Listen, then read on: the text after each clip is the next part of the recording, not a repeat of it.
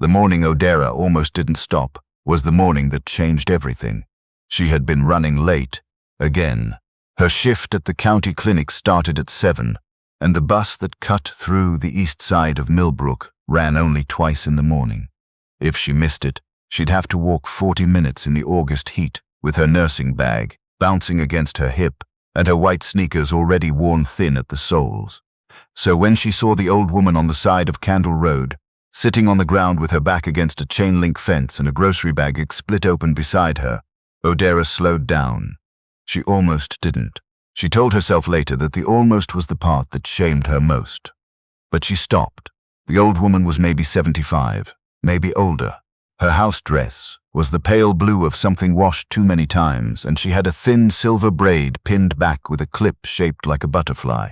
One of her grocery bags had torn at the bottom, and oranges had rolled into the gutter.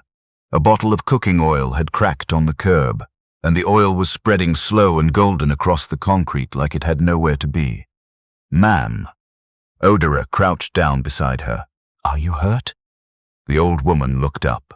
Her eyes were dark and clear, the kind of eyes that had seen a great deal and were not easily startled. "My knee," she said simply. It gave out. Odera set her nursings down without thinking. She checked the knee, swollen, but not broken. She helped the woman sit more comfortably, gathered the oranges that hadn't rolled too far, and threw away the ones that had. The cooking oil was a loss. She flagged down a man walking his dog and asked him to call a cab, since her own phone had died the night before, because she'd forgotten to plug it in, which was the kind of thing that happened when you worked a double shift and came home so tired you fell asleep in your work clothes. The cab came in 12 minutes. Odera helped the old woman to her feet. "I can take you home," Odera said. "I just need to call my clinic and let them know I'll be late." The old woman looked at her for a long moment, not with suspicion, but with the careful attention of someone reading a letter twice to make sure they understood it correctly. "You don't have to do that, baby." "I know," Odera said, "but I want to." Her name was Mama Bet. That was what she told Odera in the cab, that everyone called her Mama Bet, and she'd given up explaining why a long time ago. She lived on the other side of the park, in a neighborhood of small brick houses with deep front porches and old oak trees that had lifted the sidewalks with their roots. She had a daughter in Atlanta who called every Sunday, a son in the military she hadn't seen in 14 months, and a cat named Tuesday who would absolutely not eat wet food and had made that position very clear. Odera laughed at that, genuinely laughed, the way you do when something catches you off guard. She helped Mama Bet up the porch steps and waited while she unlocked the door. Tuesday materialized from somewhere and sat in the doorway, judging them both. "Can I ask your name?" Mama Bet said. "Odera, Odera." She said it carefully, like she was making sure to keep it somewhere safe. "Thank you, Odera. God bless you." Odera smiled and went back to catch the next bus. She was 45 minutes late to work. Her supervisor, a compact woman named Dr. Hollins, gave her a look but didn't say anything because Odera had never once been late before, and her record was clean as a whistle. She didn't think about Mama Bet again for weeks. The Millbrook Community Health Clinic was not a glamorous place to work.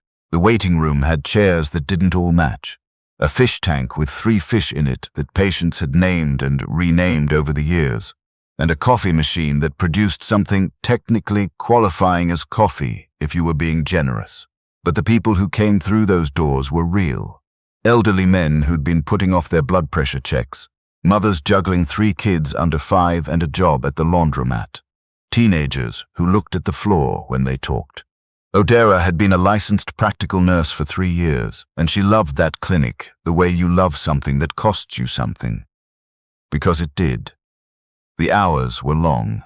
The pay was not what it should have been. And the paperwork, Lord, the paperwork. But she stayed because leaving felt like giving up on people who were used to being given up on. The trouble started in October. Her name was Vanessa, and she had been at the clinic for 8 months, transferred in from another county after what people described vaguely as a situation that nobody elaborated on. Vanessa was a practical nurse too, and she was polished in a way that made Odera feel slightly rumpled by comparison. Perfect nails, hair always laid, a laugh that was big and warm and deployed with precision. In the beginning, Odera tried to be friendly. She had no reason not to be. She showed Vanessa where supplies were kept, covered her lunch break twice when she ran late, and included her in the small birthday celebrations the staff organized for each other. It seemed fine. It seemed like it was going to be fine. Then medication started going missing. It started small. A partial bottle of hydrocodone logged out as completed. A count discrepancy on a controlled substance cabinet that Odera thought was just a data entry error until it happened again. Dr. Hollins called a staff meeting. She was calm about it, the way she was calm about everything, but her eyes were not calm. She said there would be a review. She said everyone would be spoken to individually. She said she trusted her staff, and she said it in a way that was still a warning. Odera was not worried. She had never taken so much as a pen home from that clinic without meaning to return it. Then Dr. Hollins called her into the office and asked her to sit down. Vanessa had filed a report. In it, she described witnessing Odera removing medication from the supply room on 2 separate occasions without documenting it. She had dates. She had a written account. She had, and this was the part that made the floor feel like it was tilting, apparently told 2 other staff members about her concerns weeks earlier, which those staff members, looking uncomfortable, confirmed.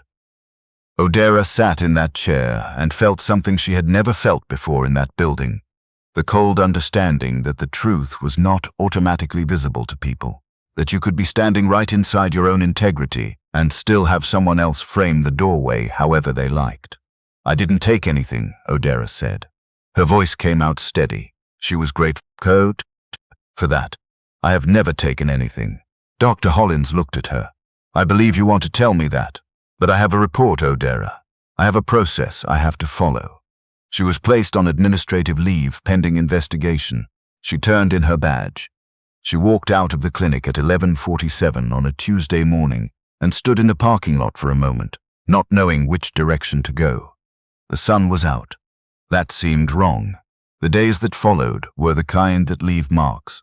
Odera lived alone in a 1-bedroom apartment on the 3rd floor of a building where the elevator worked roughly 60% of the time. She had a small kitchen and a window that looked out on a parking lot, and she had arranged things so that the space felt like hers, a plant she'd kept alive for 2 years, a bookshelf crammed tight, a reading chair she'd dragged up 3 flights herself after finding it at a curb. She had built a small, careful life, and now she sat inside it and felt the walls. She called her mother back in Ohio. Her mother was a no-nonsense woman who worked in property management and had raised Odera and her 2 brothers with the philosophy that crying was fine, quitting was not, and God noticed everything, so behave accordingly.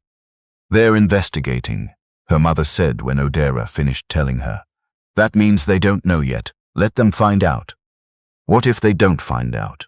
What if Vanessa is just, better at lying than I am at telling the truth? "Odera," her mother said, with a kind of tired patience, "have you ever done anything in that building you wouldn't want God to see? No, then you have nothing to be afraid of. Afraid and nervous are different things. Nervous is fine." She was nervous. She was very nervous. She applied to 2 other clinics and got silence back. She picked up a per diem shift at a pharmacy counting pills and hated it in a clean, uncomplicated way. She went to church with her neighbor Mrs. Figueroa because she didn't want to go alone, and Mrs. Figueroa always had an extra seat. And then, on a Thursday afternoon in late October, her doorbell rang. She wasn't expecting anyone. She looked through the peephole out of habit and saw an older black man, late 60s or early 70s, in a very good suit. He was holding his hat in his hands the way men of a certain generation do when they want to show they mean no disrespect. She opened the door. "Miss Odera?" he said. "Yes. My name is Mr. Olu Bassett. I think we have someone in common." He paused. "My mother. Her name is Bet." Odera stood very still for a moment. Then she stepped back and let him in. Olu Bassett sat on her sofa, hat still in his hands, and told her that his mother had talked about her for 3 months. Since the morning on Candle Road, that Mama Bet had told everyone she knew, her daughter in Atlanta, the women in her Bible study, the deacon at her church, about the young nurse who'd stopped and given up her morning and made sure she got home safe without once making her feel like a burden. "She described you," he said. The butterfly clip she was wearing that day. She said you noticed it. She said you told her it was pretty. Odera didn't even remember saying that. It had just been true. Olu Bassett, she learned, was the administrator of Northgate Medical Group, which ran 3 clinics and a rehabilitation center in the county. He had been in the business of healthcare for 23 years. He did not normally make personal visits to people's apartments on Thursday afternoons, and he said so. "But my mother asked me to find you," he said. "She heard what happened from your neighbor, Mrs. Figueroa, who knows our cousin Delphine from church. My mother has been very upset. She doesn't need to be upset on my behalf," Odera said, and she meant it. "She's not," Olu said. "She's upset because she says she knows your character. She's not a person who says that lightly." He looked at her directly. "I made some calls, Miss Odera, about your situation at Millbrook." She felt her hands go still in her lap. "The person who filed the report against you, this isn't the first time." He said it quietly, like he understood it cost something to hear. There were issues at her previous placement, documented discrepancies. Nothing ever conclusively proven because the evidence had a way of pointing sideways instead of straight. But it was there. Odera exhaled slowly. "Dr. Hollins doesn't know that." "She does now," Olu said. "I spoke to her this morning. She went back to the clinic the following week. Dr. Hollins met with her privately first. The investigation had been reopened with new information. The account Vanessa had provided had inconsistencies that became visible once someone looked at the access logs with the right questions in mind. Vanessa had clocked into the supply room on both dates she'd cited. Odera had not. Dr. Hollins was not a woman who made large shows of apology, but she was thorough, and she was honest, and she said plainly that she was sorry, that the process had been followed, but that the process had not been enough to protect Odera, and that she intended to change that. She said it looking Odera in the eye, not at the desk between them, and Odera accepted it the same way it was offered, simply, and without drama. Vanessa was placed on leave pending further investigation. Within 2 weeks, she had quietly resigned. Odera found out from her co-worker Marcus. No, wait, she found out from Priya. No.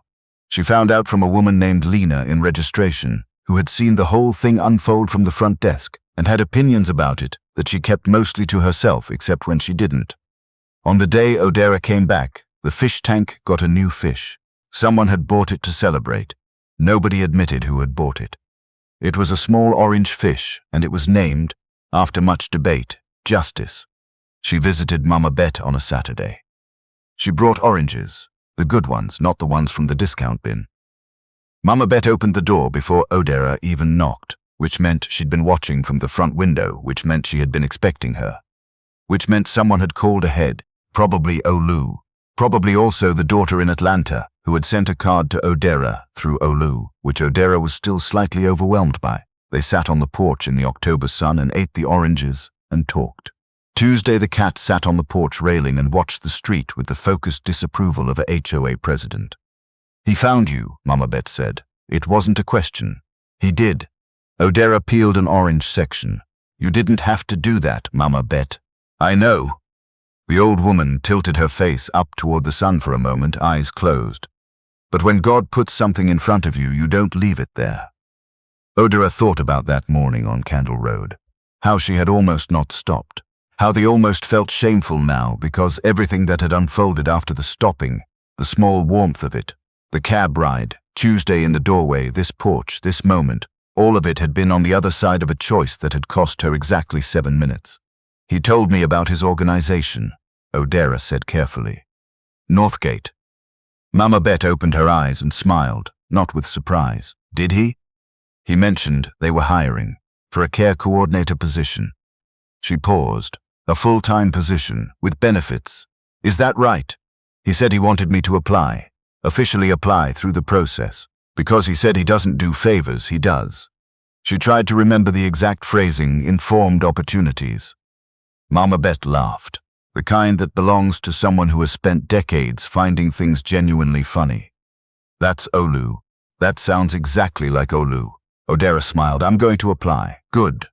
Mama Bet held out another orange section. "You should," she applied. She interviewed with 2 people from Northgate she had never met before. People who didn't know Olu had anything to do with her coming in, and she answered every question as honestly as she knew how, and was offered the position on a Friday afternoon, by phone, while she was on her lunch break at the clinic, eating a sandwich in her car. She sat with the phone in her hand for a minute after she hung up. She thought about her mother saying that afraid and nervous are different things. She thought about Mama Bete on the ground with her oranges rolling into the gutter. She thought about the administrative leave badge sitting on that front desk counter. The slight sound it made when she set it down, which had felt at the time like the sound of something ending. Turns out it wasn't an ending. It was just a door closing the way doors do before another one opens, which is a thing people say so. Often it becomes invisible until the moment it's actually true. She gave the clinic 3 weeks' notice instead of 2, because they were short-staffed and she didn't want to leave Dr. Hollins in a hard place. She trained the person who would take over her patient files. She said proper goodbyes to the people she wanted to stay in touch with, which was more of them than she'd realized. The fish named Justice watched all of this from the tank with no particular comment. On her last day, someone brought a cake. It said, "Good luck Odera" in green frosting, which was her favorite color, which meant someone had remembered, which almost undid her in the break room, in a way that tuberculosis education and controlled substance orts never had. She hugged people. She took a piece of cake wrapped in a paper towel for the road. She walked out of Millbrook Community Health Clinic on a Thursday afternoon with her nursing bag on her shoulder and the sun out again, and this time it didn't seem wrong. This time it seemed exactly right. The Northgate position was harder than what she'd done before, and also better. A distinction that only makes sense if you've been in work that suited you versus work that used you. She managed care transitions for high-risk patients, which meant she was the person who made sure that when someone left the hospital, they actually understood their discharge instructions and had follow-up appointments scheduled and knew who to call if something went wrong at 2 in the morning. She was the gap filler, the one who caught people before they fell through. She was very good at it. Olu Bassett was her boss's boss's boss, which meant she saw him at all staff meetings, and once in the parking garage when they happened to arrive at the same time. He was formal and consistent, and she respected that. His mother had not made him do anything. She understood that now more clearly. Mama Bet had pointed a direction, and Olu had looked and drawn his own conclusions. That was a different thing, and it mattered that it was different. She went back to see Mama Bet every few weeks. They had a routine now. Saturday morning, the porch when weather allowed, the kitchen when it didn't. Mama Bet made coffee that was extremely strong, the kind that announced itself, and Odera drank it and said nothing, because some things were not worth correcting in a person you loved. She was surprised the first time she used that word to herself, loved. But it was accurate. There are people you meet in the ordinary chaos of a Tuesday morning whose presence turns out to be permanent, and Mama Bet was one of those people. Tuesday, the cat eventually allowed Odera to scratch behind his left ear, which Mama Bet said was an honor previously held only by 2 people in the world, one of whom had died. Odera held this information with appropriate seriousness. In March, Mama Bet's daughter Felicia came up from Atlanta to visit. Odera met her on the porch on a Saturday, and Felicia turned out to be a tall woman with her mother's clear eyes and a laugh that arrived fast and without warning. She grabbed Odera's hand when they were introduced and held it for a moment, looking at her. "So you're the one," Felicia said. "I'm not sure what that means," Odera said. "My mama talks about you like you hung the moon. I helped her home one morning," Odera said. It was the right thing to do. Felicia shook her head slightly, like that answer was inadequate, but she would accept it for now. "You know what I've learned," she said, "is that people who say it was the right thing to do, like it's nothing, are usually the ones for whom it actually cost something. Being good ain't free, baby. Don't let anybody tell you it is." Odera didn't have an answer for that. She just nodded, because sometimes a thing is said well enough that adding to it would only make it smaller. They sat on the porch, the 3 of them, and the spring light came through the oak branches in long strips, and Tuesday sat between Mama Bet's feet, looking quietly satisfied with the arrangement. There was a Sunday in June that Odera thought about for a long time afterward. She had stopped by Mama Bet's after church. Not their usual Saturday, just because she was passing and wanted to. Mama Bet was in the kitchen making something that smelled like garlic and slow-cooked onions, and she waved Odera in without turning around.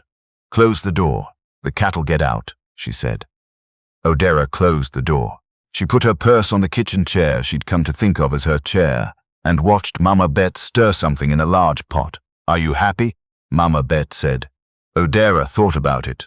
Actually thought, instead of answering automatically. "Yes," she said, "I think I am." "Good."